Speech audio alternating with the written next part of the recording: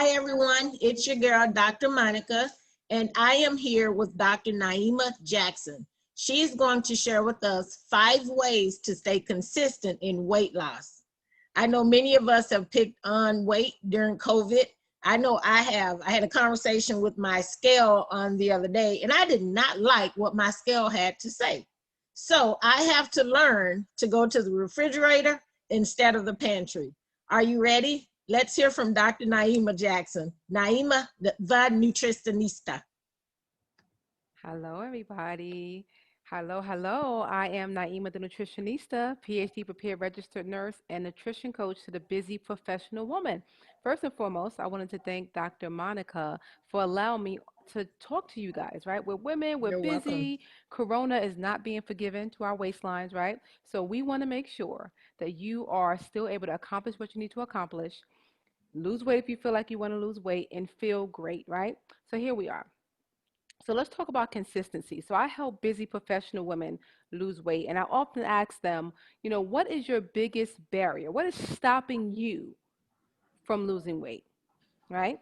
And one thing that I always get from my clients is, or potential clients, is that it's so hard to stay consistent.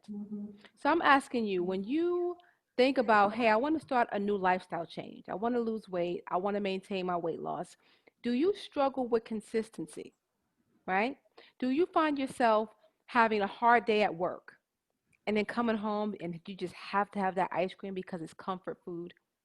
Do you find yourself at 2, 3 o'clock in the afternoon, you're at work, it's getting so difficult to stay up, you're so fatigued that you find yourself going to the vending machine to snack on something? Is that you? Or are you home now, right? Are you home now and you're eating things that you don't want to eat because Corona got us all staying in the house? Literally, I have a client, she calls it the Rona 15. She said, right now I'm home, there's nothing to do but eat, and I'm gaining weight. What do I do to take care of myself and stay consistent so that I get to the weight loss goal that I want to get to? So when she asked me that question, I went into my Facebook group and I said, there must be other women struggling with this. So I put a question out. I said, what is your biggest issue right now with weight loss?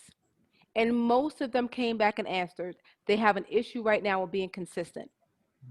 So as soon as that cookie comes out, they want to eat it.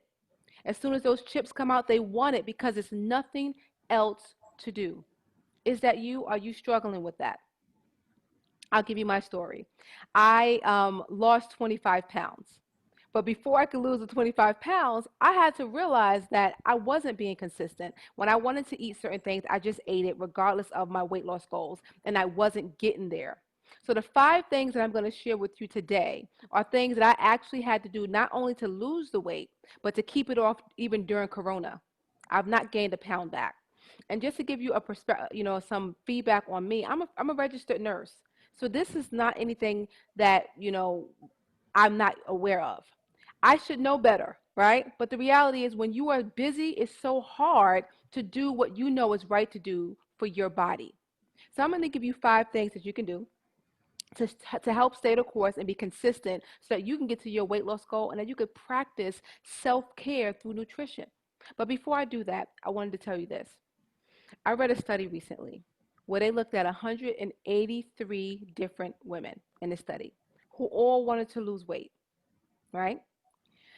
They found that those women who lost weight quickly did not maintain their weight loss. So a part of our issue with consistency is that we want to see fast results right now, and when we don't see it, we wind up falling off the wagon.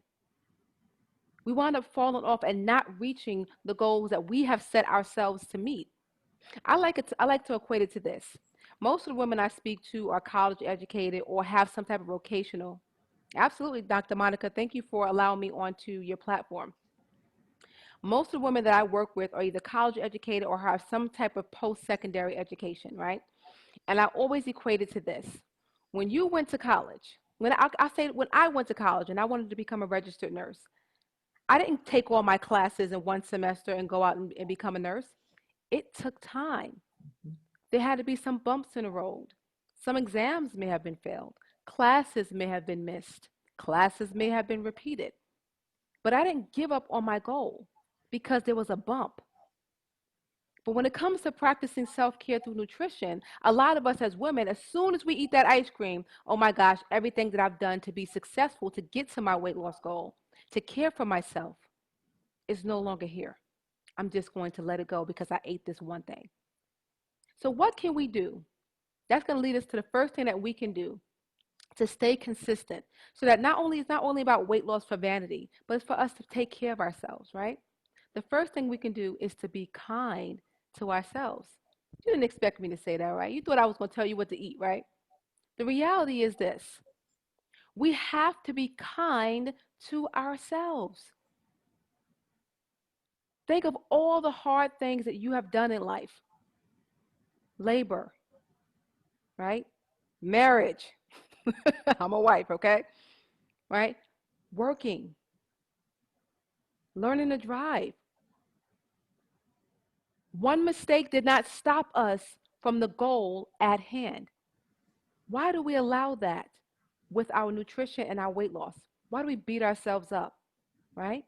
How about we be kind to ourselves, right? Be kind to yourself. The second thing you can do and understand is that there is no one size fit all. What does that mean? Sometimes we'll see somebody who's met a goal. They've lost the weight. They've done it with keto. They've done it with Weight Watchers. They've lost the weight. And you think that that is the only way that you can do it. That is the only way that you can get to your weight loss goal.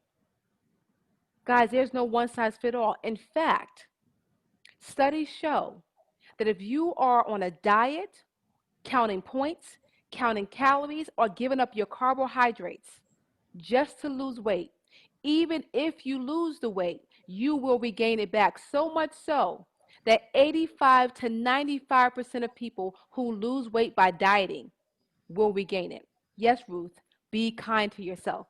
So I teach women to lose weight without dieting, without giving up their carbs, without counting points, and without the fluff. They get factual information. So stop taking all this advice from everybody about what diet to join. Guys, did you know that you need carbohydrates? Did you know that? Did you know that without carbohydrates, your body does not have the energy it needs to do the multiple things that we do as women? Also, did you know this? That when a diabetic's blood sugar goes down, because carbohydrates break down into blood sugar, when a diabetic's blood sugar goes down, they can start having seizures. Do you know why? Because our brain requires sugar to function. So a diet that's telling you to get rid of your carbs is not going to help you in the long run. Okay? So there's no one size fit all, and diets are not it. Okay? The third thing you can do, which is my favorite thing to tell clients to do, go to your refrigerator more than you're going to your pantry. Yes. I'm going to repeat that. Go to your refrigerator more than you're going to your pantry. Why do I say that? Think about what we have in our pantry versus what we have in our fridge. Your fridge is usually the place where you'll have your fruit and your veggies and your other fresh foods, whereas your pantry is a place that you'll have the processed food like the chips and the cookies and the crackers, right? So if you go to your refrigerator more than you go to your pantry, you're more likely to eat the things that's going to nourish your body and give you that energy you need, right? And it's going to get you to the weight loss goal that you want to get to. It's also going to allow you to consume the foods that's really going to take care of your body. Because again, weight loss is not about vanity, guys, because the reality is you're beautiful now. It's not about vanity, it's about health.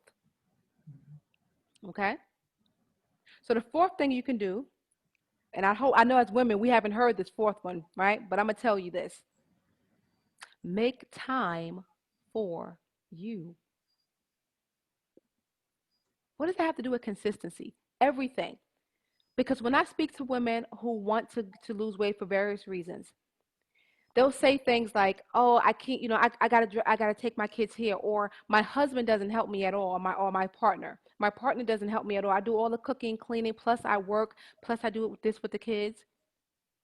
No time for themselves. Or I'm a single mother, so I have nobody to watch my kids. So there's no way that I can spend time with myself. Or, it's the last one I always think is cute, the mommy guilt. If I do this for myself, that's wrong. If I do this for myself, that's wrong. I'm a mom. Guys, have you ever heard of daddy guilt? If you ever heard of daddy guilt, I want to hear I just want to hear about it because I never heard of it, right? So a lot of times when we don't make time for ourselves as women, our bodies suffer. We wind up having anxiety, depression. We wind up having the weight on us that we don't want, right? There's no way for me to eat what I want to eat and to take care of my body when I give no time to myself. I'm giving all that time to my family, and I'm giving all that time to my employer. I'm the CEO, and I'm giving all that time to my business, right? So that's the fourth thing you can do to care for you and and to help yourself become consistent in what you said you wanted to do, whether it's losing weight or whether it's just practicing self-care through nutrition, right? And the fifth thing that you can do to ensure that you're consistent on your weight loss journey is to journal, right? And the reason why I say that is because I get a lot of women, they'll just say, one day I just fell off the wagon and I don't know why. Was it the deadline at your job where you just had this hard deadline, so you were at your desk all day and you just snacked? Is it the fact that it's Corona, so we're all working at home, so you don't have to get up? You don't even have to shower. I mean, I hope you are, but you don't have to shower. You don't have to change your clothes. Literally, nobody knows what you're wearing anymore. You're not motivated to eat what you need to eat. What is it, right? So when you have that time when you begin to eat things or binge on things that you didn't want to, are you writing it down like, okay, I was doing this was happening, so that you can start seeing a pattern? Like, wow, every time I have this deadline at my job, or every time I have a launch in my business, I realize that I'm eating like this. Every time I watch the news and I hear about racial oppression or I hear about the pandemic, it's it's too much for me. Because once you do that, then you can begin working on the mindset things that keep us stuck. You could begin to question, well, why do I emotionally eat?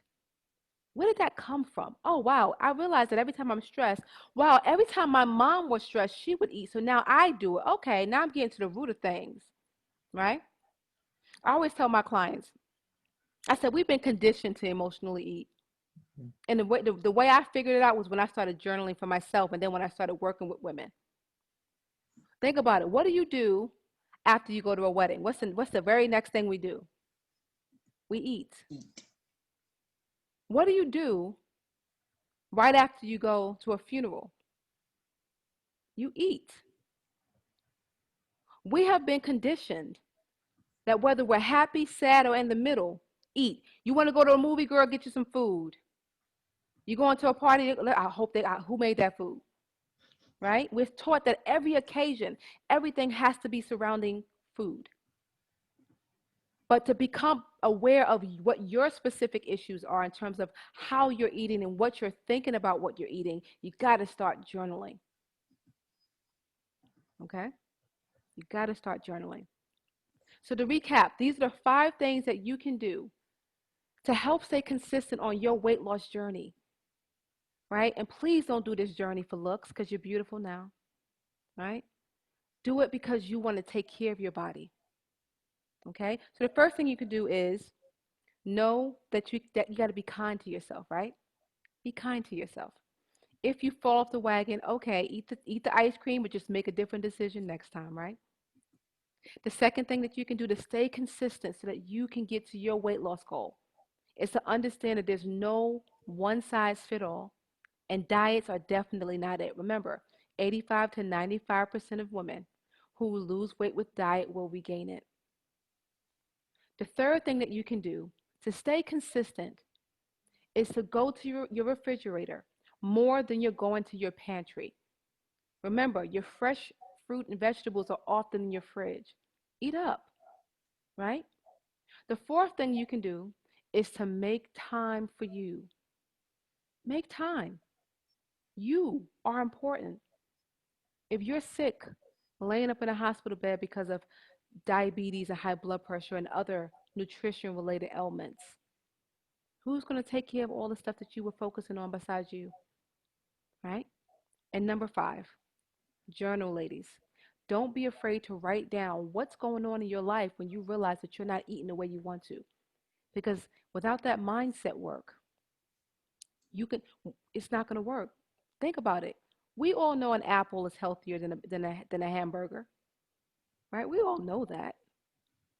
But until we work on that mindset state, then we're going to go for the hamburger every time, right? So I am Naima the nutritionista.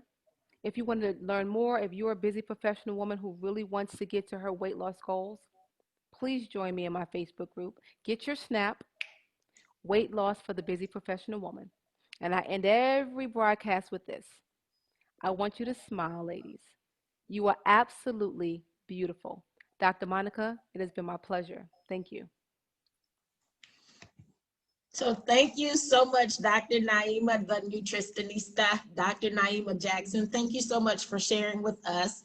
And remember, ladies, the 5 things that she shared with us: be kind, stay consistent, go to the refrigerator versus the pantry, make time for you, and journal. Let's go on this journey together to stay healthy, happy, and whole. It's your girl, Dr. Monica, and I absolutely love you to life.